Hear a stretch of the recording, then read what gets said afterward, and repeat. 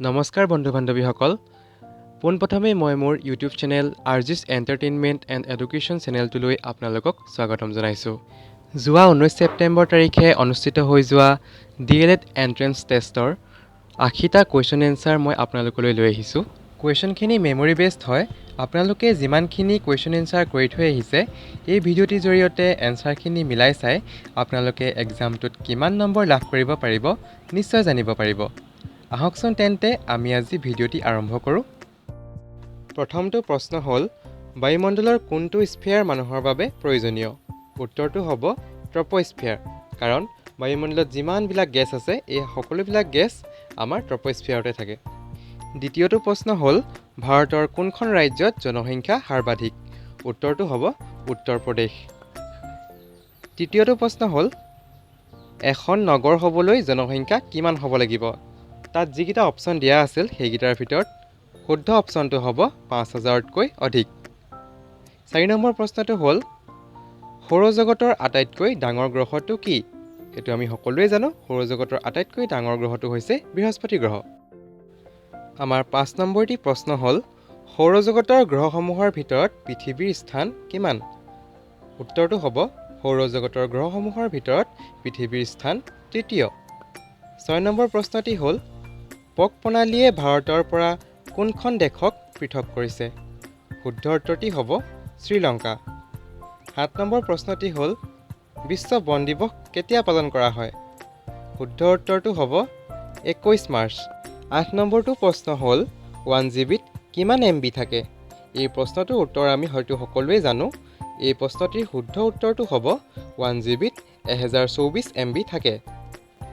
৯ নম্বৰটি প্ৰশ্ন হ'ল ইয়াণ্ডাবু সন্ধি কাৰ কাৰ মাজত হৈছিল? শুদ্ধ উত্তৰটো হ'ব ইংৰাজ আৰু মানৰ মাজত হৈছিল। ১০ নম্বৰটি প্ৰশ্ন হ'ল বায়ুমণ্ডলত আটাইতকৈ বেছিকৈ থকা গেছবিধৰ নাম কি? শুদ্ধ উত্তৰটো হ'ব নাইট্ৰজেন গেছ। ১১ নম্বৰ প্ৰশ্নটি হ'ল বায়ুৰ আৰ্দ্ৰতা জোখা সঁজুলিবিধৰ নাম কি? উত্তৰটো হ'ব হাইগ্ৰমিটাৰ। ১২ নম্বৰ প্ৰশ্নটো হ'ল গছ-গছনিৰ পৰিমাণ যদি পৃথিৱীত বাঢ়ি যায় তেন্তে কি হ'ব? উত্তৰটো হ'ব বায়ুত কাৰ্বন ডাই অক্সাইডৰ পৰিমাণ কমি যাব। ১৩ নম্বৰটো প্ৰশ্ন হ'ল আন্দামান নিকোবৰ দ্বীপপুঞ্জ ক'ত আছে? শুদ্ধ উত্তৰটো হ'ব বংগোপসাগৰ। ১৪ নম্বৰ প্ৰশ্নটো হ'ল ইয়াত এটা ফুল ফৰ্ম লিখিবলৈ আহিছিল NDMA। ইয়াৰ ফুল ফৰ্মটো হ'ব নেশ্যনেল ডিজাষ্টাৰ মেনেজমেণ্ট অথৰিটি। ১৫ নম্বৰটি প্ৰশ্ন আছিল pH ভেলু কিমান হ'লে দাঁত ক্ষয় যায়? তাত যিকেইটা অপশ্যন দিয়া আছিল তাৰ ভিতৰত শুদ্ধ অপশ্যনটো হ'ব 5.5তকৈ কম হ'লে। ১৬ নম্বৰ প্ৰশ্নটো হ'ল বৰ্তমান লোকসভাৰ অধ্যক্ষজনৰ নাম কি? ইয়াৰ শুদ্ধ উত্তৰটো হ'ব ওম বিৰলা। ১৭ নম্বৰ প্ৰশ্নটো হ'ল জ্ঞানপীঠ বঁটা বিজয়ী প্ৰথম অসমীয়া পুথিখনৰ নাম কি? ইয়াৰ শুদ্ধ উত্তৰটো হ'ব মৃত্যুঞ্জয়। ১৮ নম্বৰ প্ৰশ্নটো হ'ল অসমৰ জাতীয় ফুল কি? এই প্ৰশ্নটিৰ উত্তৰ আমি সকলোৱে জানো। ইয়াৰ উত্তৰটো হ'ব কপৌ ফুল। ১৯ নম্বৰ প্ৰশ্নটো হ'ল অসমৰ মুঠ জিলা কেইখন? উত্তৰটো হ'ব ৩৪খন। ২০ নম্বৰ প্ৰশ্নটো হ'ল শক্তিৰ একক কি?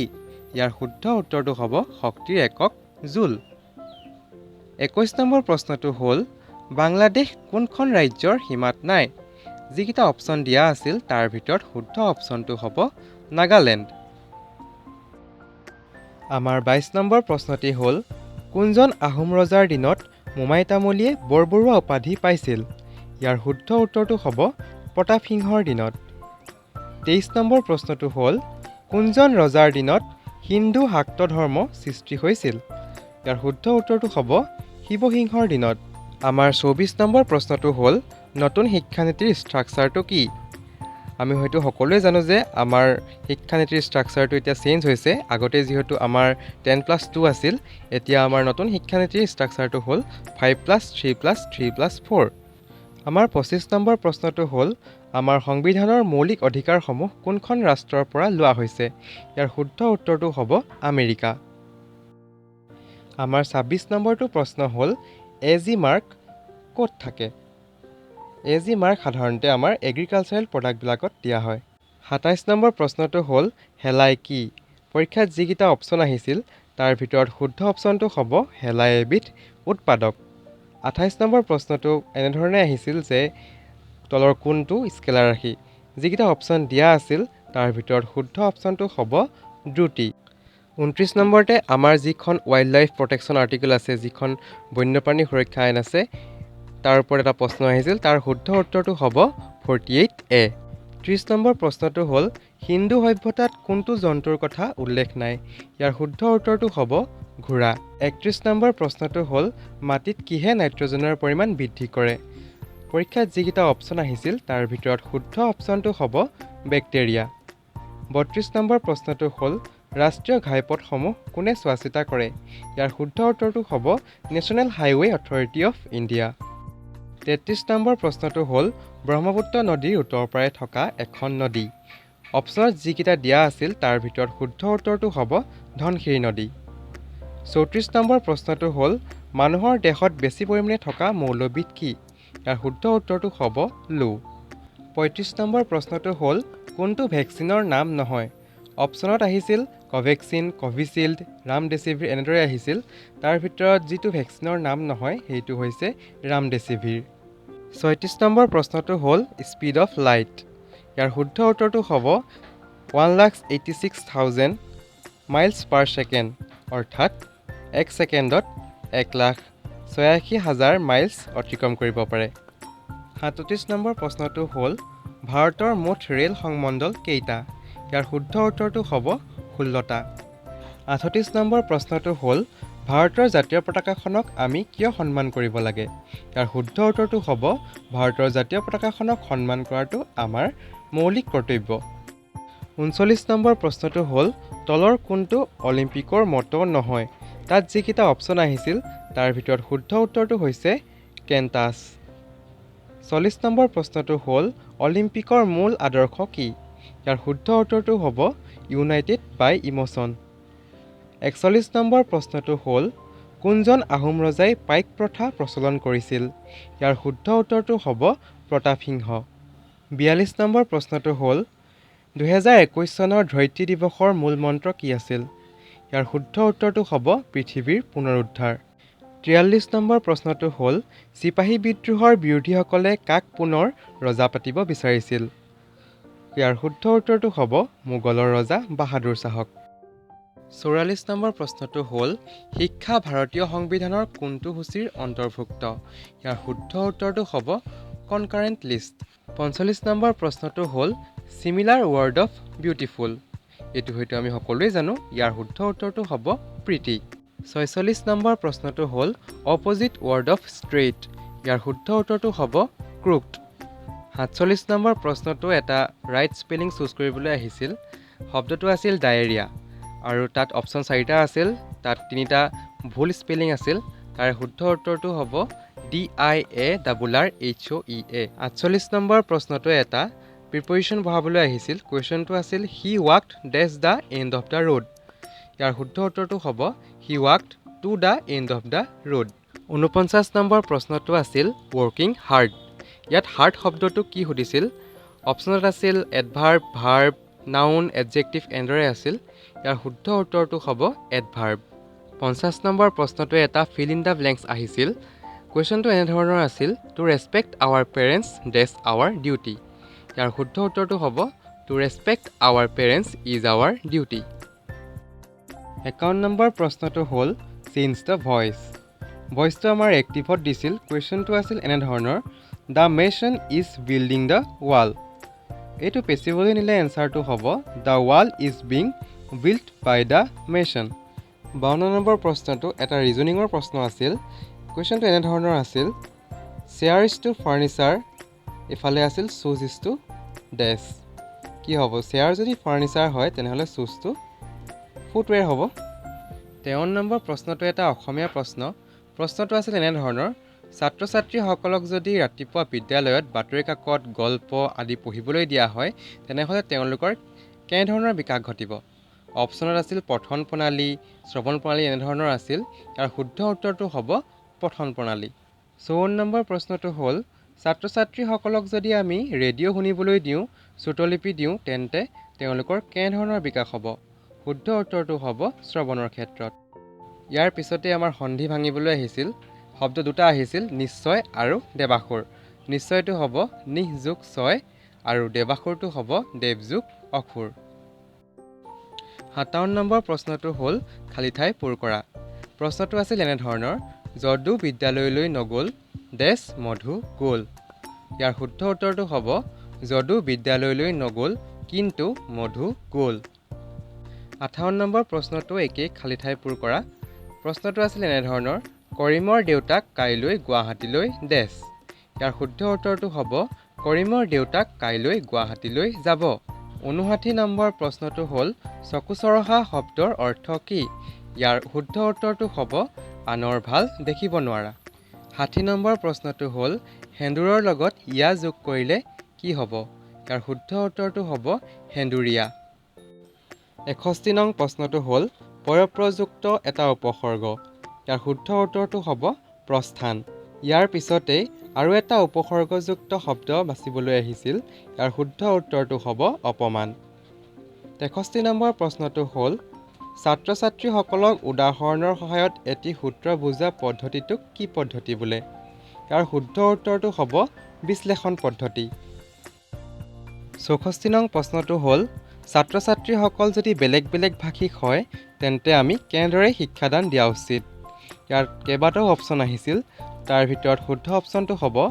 বহুভাষিক বা সৰল পদ্ধতিৰে বুজাব লাগে লগতে কিছুমান সাংস্কৃতিক কাৰ্যকলাপৰ জৰিয়তে বুজালে তেওঁলোকে ভালদৰে বুজি পাব ইয়াৰ পিছতে আমি কেইটামান গণিতৰ প্ৰশ্ন চাওঁ আহক আটাইতকৈ ডাঙৰ ঋণাত্মক সংখ্যাটো আহিছিল তাত কেইটামান অপশ্যন আহিছিল -1000 -50 -10 এনেধৰণে আহিছিল ইয়াৰ শুদ্ধ অপশ্যনটো হ'ব -1 -1টো আটাইতকৈ ডাঙৰ ঋণাত্মক সংখ্যা পিছৰটো প্ৰশ্ন হ'ল √0.0001 এইটো বৰ্গমূল উলিয়াবলৈ আহিছিল ইয়াৰ শুদ্ধ উত্তৰটো হ'ব 0.01 0.01 দুটা যদি পূৰণ কৰোঁ আমি 0.0001 পাম ইয়াৰ পিছৰটো প্ৰশ্ন হ'ল 7 আৰু 14ৰ তৃতীয় সমানুপাতিকটো কি ইয়াৰ শুদ্ধ উত্তৰটো হ'ব 28 এতিয়া 68 নম্বৰ প্ৰশ্নটো চাওক এইটো এটা ৰিজনিঙৰ প্ৰশ্ন আছিল তাত এলফাবেটিকেল চিৰিজ কেইটামান দিছিল আৰু তাত অমিলটো বাছিবলৈ দিছিল সেই অপশ্যনকেইটাৰ ভিতৰত যিটো অমিল আছিল সেইটো হৈছে PQTVU এই অপশ্যনটো শুদ্ধ হ'ব এতিয়া 69 নম্বৰ প্ৰশ্নটো চাওক 5টা ক্ৰমিক অযুগ্ম সংখ্যা A B C D আৰু Eৰ গড় মান 25 হ'লে Aৰ মান কিমান হ'ব এইটো একেবাৰে সহজ আমাক কি ল'বলৈ কৈছে অযুগ্ম সংখ্যা ল'বলৈ কৈছে আমিতো সকলোৱে জানো যে অযুগ্ম সংখ্যা কোনবোৰ 1 3 5 7 এইবোৰ অযুগ্ম সংখ্যা কিন্তু এতিয়া এনেকুৱা 5টা অযুগ্ম সংখ্যা ল'ব লাগিব যিকেইটা অযুগ্ম সংখ্যাক যিহেতু আমাক 5টা ক্ৰমিক অযুগ্ম সংখ্যা বুলি কৈছে 5ৰ হৰণ কৰিলে উত্তৰটো 25 ওলাব সেইবাবে আমি কৰি চাওঁ 21 23 25 27 আৰু 29 এই 5টা সংখ্যা যদি যোগ কৰোঁ তেন্তে আমি টোটেল পাম 125 আৰু 125ক যদি আমি 5ৰ হৰণ কৰোঁ তেন্তে তাৰ উত্তৰটো হ'ব 25 এতিয়া আমাক এৰ মান উলিয়াবলৈ কৈছে এ মানে হৈছে প্ৰথমটো অযুগ্ম সংখ্যা আছিলে 21 গতিকে উত্তৰটো হ'ব 21 অংকটো নিশ্চয় বুজি পাইছে সকলোৱে এতিয়া চাওঁ 70 নম্বৰ প্ৰশ্নটো মূলধন 2000 সুতৰ হাৰ 10% আৰু সময় 2 বছৰৰ পাছত চক্ৰবৃদ্ধি সুতটো কিমান উলিয়াব দিছে ইয়াৰ শুদ্ধ উত্তৰটো হ'ব 420 টকা এতিয়া আহোঁ 71 নম্বৰ প্ৰশ্নটোলৈ প্ৰশ্নটো কি দিছে চাওক মান উলিয়াবলৈ দিছে বৰ্গমূল 7 সমষ্টি 36/4 হয়নে এতিয়া আমি ফাৰ্ষ্ট ষ্টেপটোত কি লিখিলোঁ বৰ্গমূল লিখিলোঁ 7 লিখিলোঁ 4 আৰু 36টো যিহেতু কটাকটি কৰিব পাৰি সেইবাবে কাটি দিলোঁ 4 আৰু 36ক যিহেতু 9 বাৰ যায় সেইবাবে 4 9 গুণ 36 তলত 9 লিখিলোঁ ওপৰত 4 গুণ 4 1 বহিলে তো ফাৰ্ষ্ট ষ্টেপটো হ'ল বৰ্গমূল 7 সমষ্টি 9/1 7 সমষ্টি 9/1টো যিহেতু মিশ্ৰ ভগ্নাংকত আছে সেইটো আমি ছেকেণ্ড ষ্টেপটোত প্ৰকৃত ভগ্নাংশলৈ গ'লোঁ কেনেকৈ নিয়ে এতিয়া প্ৰকৃত ভগ্নাংশলৈ 7 আৰু 9টো প্ৰথমে পূৰণ কৰিম আৰু 1টোৰ লগত যোগ কৰি দিম কি হ'ব 7 9 গুণ 63 63 1 64 সেইবাবে ছেকেণ্ড ষ্টেপটোত বৰ্গমূল ওপৰত 64 হ'ল তলত 9 হ'ল এতিয়া এইটো বৰ্গমূল ভাঙিলে কি হ'ব 64টো বৰ্গমূল ভাঙিলে 8 8 গুণ 64 8 দুটা পূৰণ কৰিলে যিহেতু 64 হয় 8 হ'ব আৰু 3 3 গুণ 9 3 হ'ব গতিকে আমাৰ উত্তৰ ওলাই গ'ল 3/8 যিহেতু আমাৰ অপশ্যনত মিশ্ৰ ভগ্নাংশত আছে উত্তৰকেইটা সেইবাবে আমি 3/8টো মিশ্ৰ ভগ্নাংশলৈ নিব লাগিব সেইবাবে উত্তৰটো হ'ব 2 সমষ্টি 3/2 এতিয়া আহোঁ 72 নম্বৰ প্ৰশ্নটোলৈ উৎপাদক বিশ্লেষণ কৰিবলৈ দিছে প্ৰশ্নটো দিছে 9x square plus 6x plus 1 first ষ্টেপটো হ'ব 9x square plus 3x plus 3x plus 1 হয়নে কি কৰিলোঁ ইয়াত প্ৰথম 9x স্কুৱাৰ আৰু লাষ্টৰ 1টো একেভাগে লিখিলোঁ মাত্ৰ মাজৰ 6xটো 3x প্লাছ 3x বুলি দুভাগ কৰি যোগ কৰি দিলোঁ হয়নে ছেকেণ্ড ষ্টেপটো চাওক 9x স্কুৱাৰ প্লাছ 3xৰ পৰা যিকোনো এটা সংখ্যা কমন ল'ব লাগিব কি সংখ্যা কমন যাব 3xটো কমন যাব হয়নে যদি আমি 3xটো কমন লওঁ তেন্তে ব্ৰেকেটৰ ভিতৰত 3x প্লাছ 1টো বাকী থাকি যাব প্লাছ কি লিখিলোঁ 1 লিখিলোঁ কি কাৰণ লিখিলোঁ ওপৰত 3x প্লাছ 1টো যিহেতু একো কমন ল'ব নোৱাৰি সেইবাবে 1 লিখিলোঁ আৰু 1ৰ লগত যি সংখ্যা পূৰণ কৰিলোঁ একেটাই পায় সেইবাবে ব্ৰেকেটৰ ভিতৰত কি হ'ব 3x প্লাছ 1 হ'ব লাষ্টৰ ষ্টেপটো কি হ'ব এতিয়া 3x প্লাছ 1 3x প্লাছ 1 কি কাৰণে হ'ল যিহেতু ব্ৰেকেটৰ ভিতৰত second ষ্টেপটোত 3x plus 1 3x plus 1 দুটা একেই আছিল সেইবাবে তাৰ যিকোনো এটা লিখিলোঁ 3x প্লাছ 1 আৰু ব্ৰেকেটৰ বাহিৰত কি আছিলে 3x আছিলে এইফালে 1 আছিলে সেইবাবে 3x প্লাছ 1 হ'ল সেইবাবে উত্তৰ একেটাই হ'ল 3x plus 1 3x plus 1 answer হ'ব 3x প্লাছ 1 আৰু 3x প্লাছ 1 73 নম্বৰ প্ৰশ্নটো চাওক এটা সমীকৰণৰ যদি b স্কোৱাৰ মাইনাছ 4ac ৰ মানটো শূন্যতকৈ কম হয় অৰ্থাৎ b square minus 4ac less than 0 হয় তেন্তে কি হ'ব অপশ্যনত আছিল বাস্তৱ মূল থাকিব দুটা বাস্তৱ মূল থাকিব এটা থাকিব বাস্তৱ মূল নাথাকে এনেকৈ আছিল যদিহে b স্কোৱাৰ মাইনাছ 4ac ৰ মানটো 0তকৈ সৰু হয় তেন্তে কোনো ধৰণৰ তাত বাস্তৱ মূল নাথাকে 74 নম্বৰ প্ৰশ্নটো হ'ল বৰ্গৰ সংখ্যা কিমান বুলি আহিছিল আমাক এনেকুৱা এটা চিত্ৰ দিছিল য'ত কেইবাটাও বৰ্গ আছে আৰু তাত বৰ্গ সংখ্যা কেইটা সুধিছিল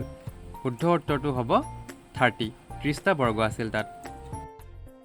এতিয়া আমি 75 নম্বৰ কুৱেশ্যনটোলৈ আহোঁ এইটো একেবাৰে সহজ প্ৰশ্ন এটা ৰিজনিঙৰ কুৱেশ্যন আছিলে এইটো এলফাবেটিকেল ছিৰিজৰ ছাইডত কৰি থোৱা আছে চাওক প্ৰথমে কি কৰিব লাগিব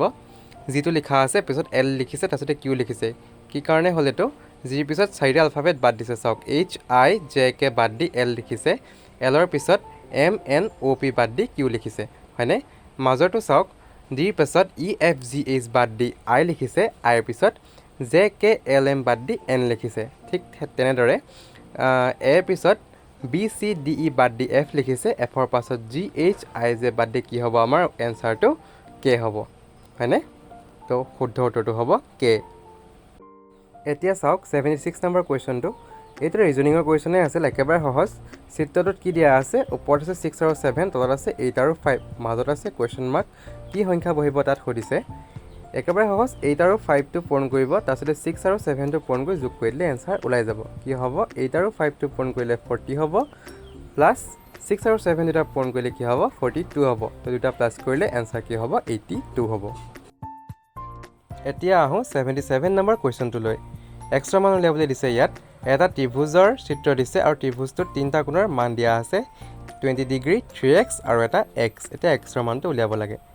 এতিয়া কেনেকৈ কৰিম এনচাৰটো ত্ৰিভুজৰ তিনিটা কোণৰ সমষ্টি ইকুৱেল টু কিমান আমি জানো সকলোৱে 180 ডিগ্ৰী হয়নে সেইবাবে গোটেই তিনিটা কোণ যোগ কৰিম 20 degree plus 3x plus x equal to 180 degree এতিয়া ছেকেণ্ড ষ্টেপটোত কি কৰিম 3x প্লাছ xটো যোগ কৰি 4x লিখিম প্লাছ 20 ভাগে লিখিম 20ক আমি ইকুৱেল টু 180 ডিগ্ৰী হ'ল 4x লিখিলোঁ তাৰপিছত 20ক বাওঁফালৰ পৰা সোঁফালে লৈ আহিলোঁ যিটো 20ৰ আগত প্লাছ চিন আছিল বাওঁফালৰ পৰা সোঁফালে আনিলে চাইনটো সদায় উল্টা হৈ যায় প্লাছটো মাইনাছ হৈ যাব -20 তো 180 পৰা 20 ডিগ্ৰী মাইনাছ কৰিলে 160 হ'ব এতিয়া 4x ইকুৱেল টু 160 হ'ল যিহেতু xৰ লগত 4টো পূৰণ হৈ আছে সেইবাবে বাওঁফালৰ পৰা সোঁফালে যেতিয়া 4টো আনিম তেতিয়া পূৰণটো হৰণ হৈ যাব তো 160ক আমি 4ৰে হৰণ কৰিব লাগিব তো এনচাৰ কিমান পাম x ইকুৱেল টু 40 ডিগ্ৰী তো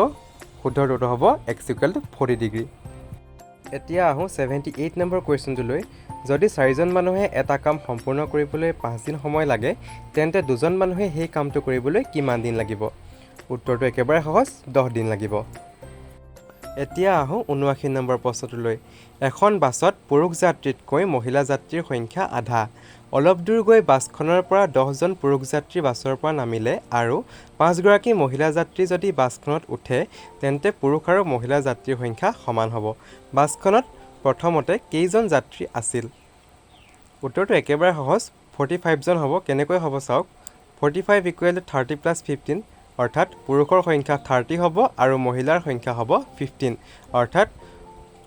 পুৰুষতকৈ মহিলাৰ সংখ্যা আধা সেইবাবে পুৰুষৰ সংখ্যা যদি 30 হয় মহিলাৰ সংখ্যা আধা হ'ব 15 এতিয়া পুৰুষ যিহেতু 10জন নামিল তেনেহ'লে বাছত বাকী থাকি গ'ল 30 - 10 = 20জন হয়নে আকৌ মহিলা যিহেতু 5গৰাকী উঠিছিলে সেইবাবে 15 আছিলে আগতে +5 = 20 ইকুৱেল হ'লনে এতিয়া 20 = 20 গতিকে পুৰুষ আৰু মহিলাৰ সংখ্যা সমান হ'ল সেইবাবে বাছখনত প্ৰথমতে আমাৰ কিমানজন যাত্ৰী আছিল 45জন যাত্ৰী আছিল তো শুদ্ধ উত্তৰটো হ'ব 45জন এতিয়া আহোঁ আজি আমাৰ ভিডিঅ'টিৰ শেষৰটি প্ৰশ্নলৈ এজন মানুহে দক্ষিণ দিশে 10 কিলোমিটাৰ আহি আকৌ তেওঁৰ সোঁফালে 5 কিলোমিটাৰ গ'ল আকৌ তেওঁ সোঁফালে 10 কিলোমিটাৰ গৈ আকৌ বাওঁফালে 10 কিলোমিটাৰ গ'ল আৰম্ভণি ঠাইৰ পৰা পোনে পোনে গ'লে তেওঁ কিমান কিলোমিটাৰ যাব প্ৰশ্নটো সেইটো সুধিছে এতিয়া আমি জানোৱেই সকলোৱে ইষ্ট ৱেষ্ট নৰ্থ চাউথ আমি এনেকৈ আঁকি ল'ব লাগিব আমি যেনেকৈ যোনটো দিশে আমাক কিলোমিটাৰ যোৱা দেখাইছে সেনেকৈ যদি আমি আঁকি যাওঁ চিত্ৰটো দেখিছে আপোনালোকে তাৰপিছতে আমি পোনে পোনে হিচাপ কৰিবলৈ কৈছে পোনে পোনে গ'লে কিমান হ'ব সুধিছে তো পোনে পোনে দেখিছেই 5 + 10 হ'ব উত্তৰ কিমান হ'ব এনচাৰ 15 কিলোমিটাৰ হ'ব তো শুদ্ধ উত্তৰটো হ'ব 15 কিলোমিটাৰ গতিকে বন্ধু বান্ধৱীসকল আজিৰ এই ভিডিঅ'টি মই ইমানতে সামৰণি মাৰিছোঁ যোৱা 19 তাৰিখে হৈ যোৱা DLED এণ্ট্ৰেন্স টেষ্টৰ 80টা কুৱেশ্যন এনচাৰ আজি আমি এই ভিডিঅ'টিত আলোচনা কৰিলোঁ যদি ভিডিঅ'টি চাই আপোনালোকে ভাল পালে তেনেহ'লে লাইক কৰিব শ্বেয়াৰ কৰিব আৰু কমেণ্ট কৰিব লগতে মোৰ চেনেলটি ছাবস্ক্ৰাইব কৰিবলৈ নাপাহৰিব ধন্যবাদ